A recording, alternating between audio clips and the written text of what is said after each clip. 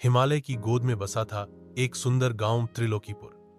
बर्फ से ढकी चोटियों के नीचे फैली हरियाली, बीच में बहती थी एक शांत नदी कांचनगंगा, और गांव के किनारे थी एक सरकारी स्कूल जहां पहाड़ी बच्चे पढ़ाई के साथ साथ खेतों और जानवरों की देखभाल भी करते थे।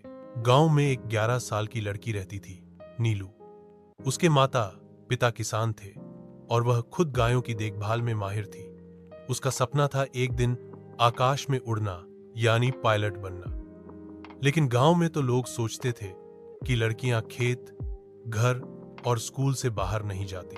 नीलू रोज सुबह गायों को चराने ले जाती, साथ में अपनी स्कूल की किताबें ले जाती। जब गायें घास चर रही होती, नीलू नदी किनारे बैठकर किताबों में हवाई जहाज की तस्वीरें देखती, बादलों की ओर निहारती और मन ही मन उड़ने की कल्पना करती। एक दिन स्कूल में नया विज्ञान शिक्षक आया, राघव सर।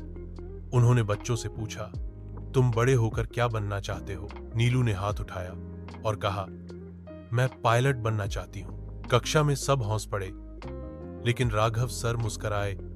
हर सपना उड़ान चाहता है नीलू, और उड़ान मेहनत से मिलती है। इसके बाद राघव सर ने स्कूल में उड़ान क्लब शुरू किया, जहां बच्चे कागज के जहाज बनाते, पवन चक्कियां तैयार करते और बाद में सौर ऊर्जा से चलने वाले छोटे छोटे मॉडल तैयार करने लगे। नीलू सबसे आगे रहती। गांव के कुछ बड़े बुजुर्गों को यह अच्छा नहीं लगा।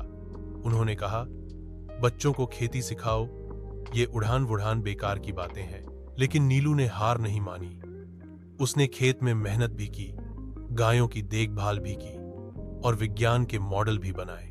एक बार विज्ञान मेले में उनके सोलर प्लेन मॉडल को जिला स्तर पर पहला स्थान मिला। नीलू और उसके साथियों को जिला कलेक्टर ने सम्मानित किया। टीवी पर जब नीलू को दिखाया गया तो गांव के वही बुजुर्ग कहने लगे, नीलू तो हमारे गांव की शान है। अब त्रिलोकीपुर में हर रविवार उड़ान क्लब की बैठक होती है।